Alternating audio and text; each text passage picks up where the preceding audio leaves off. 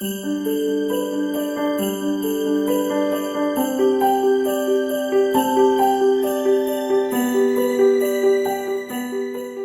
now, the church is just full of these awesome signs of Christmas. We have our nativity scene here, the poinsettias are around, the garlands, just the beautiful signs of Christmas Day are here.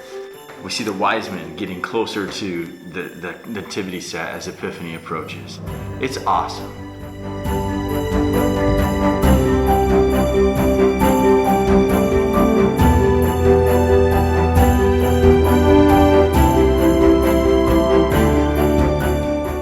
My hope for you is that this day doesn't just fade and become a moment in time, but becomes a living reality for you.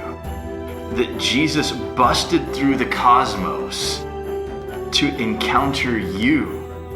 That Jesus wanted to become real flesh and blood in your life.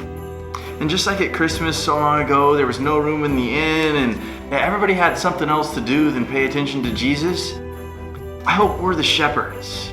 I hope we're the wise men and women of today. I hope we're the ones that will see the flesh and blood of Jesus in the people that we meet every day, in the Eucharist that we receive, and in this church, that even when it's empty of these signs of the nativity scene, of the poinsettias, of the garlands, or this or that, even when the hubbub of the season has faded, the reality of Christ coming to meet you stays with you. That as you go through your ups and downs, your joys and sorrows, you can know and recognize Christ in the middle of it. Usually we're so good at noticing all the annoying things, all the things that discourage us, all the things that frustrate us, all the things that divide us. But there's one who came to unite us and gave his life so that we can know it.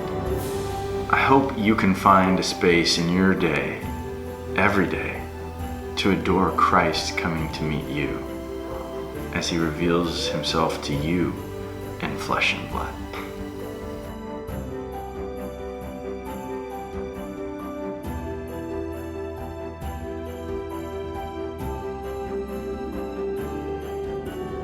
Merry Christmas and have a blessed New Year.